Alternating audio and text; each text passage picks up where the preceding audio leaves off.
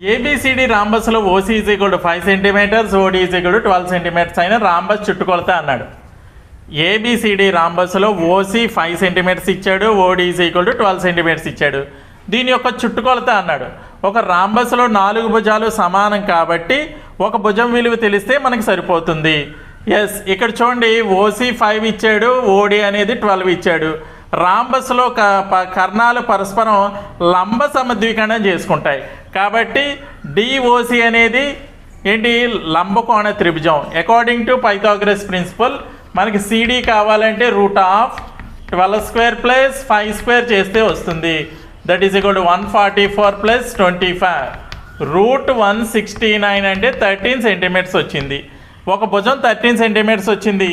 మరి చుట్టుకొలత కావాలంటే ఏం చేయాలి? 4 ఇంటూ భుజం, 4 ఇంటూ 13, 4 13 52 సెంటీమీటర్లు.